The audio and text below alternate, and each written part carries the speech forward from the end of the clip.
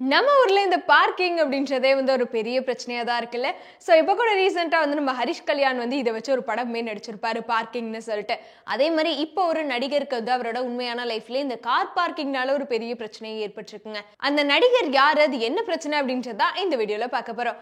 நீங்க பார்த்துட்டு இருப்ப சேனல் ஃபேஸ் சினிமா, நான் உங்க விஜய் சத்யா. பிக் பாஸ் அப்படின்ற ஒரு ஷோ மூலமா ரொம்பவே ஃபேமஸ் ஆனவர் தான் வந்து தர்ஷன். இவர் வந்து இப்போ சென்னையிலேயே ஸ்டே பண்ணி நிறைய தமிழ் படங்கள்லயுமே வந்து நடிச்சிட்டு இருக்காரு. இந்த நிலையில தான் இந்த கார் பார்க்கிங்னால ஒரு பிரச்சனை ஏற்பட்டு தர்ஷனை வந்து அரெஸ்ட் பண்ணியிருக்காங்க. தர்ஷனோட வீட்டுக்கு முன்னாடி வந்து ஒருத்தர் காரை வந்து பார்க் பண்ணிட்டு டீ குடிக்க போயிட்டாராம். அந்த காரை பார்க் பண்ணவர் யாரு அப்படின்னு கேட்டீங்கன்னா ஒரு ஜட்ஜோட பையன், அதுக்கப்புறம் வந்து அவங்களோட ஒய்ஃப், மாமியார் எல்லாம் தான் வந்து வந்திருக்காங்க.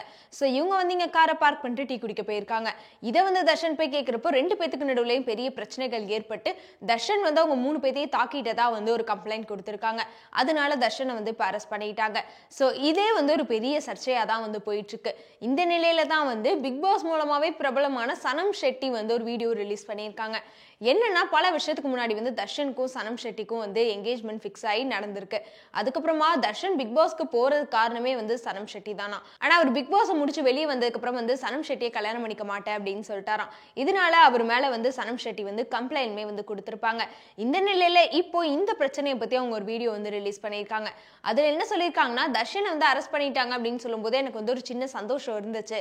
ஆனா அவரோட இடத்துல வேற யாரா இருந்திருந்தா நான் எப்படி யோசிச்சிருப்பேன் அப்படின்றத வந்து நான் நினைச்சு பார்த்தேன். என்னன்னா எந்த ஒரு விசாரணையுமே வந்து ப்ராப்பரா பண்ணாம ரெண்டு சைடுமே என்ன பிரச்சனைன்னு கேட்காம தர்ஷனை மட்டுமே வந்து அரெஸ்ட் பண்ணியிருக்காங்க. ஆனா ஹாஸ்பிட்டல்ல இருக்கக்கூடிய இந்த நீதிபதியோட பையன் வந்து சொன்னாலுமே அந்த சிசிடிவி ஃபுட்டேஜ் எல்லாமே தைரியமா காட்டலாமே, அதையுமே வந்து காட்டாம இருக்காங்க. முக்கியமா வந்து விசாரணையே திங்கக்கிழமைன்றப்போ தர்ஷனையும் அவரோட சகோதரரையும் வந்து வெள்ளிக்கிழமை வந்து போலீஸ் வந்து அரெஸ்ட் பண்ணியிருக்காங்களாம்.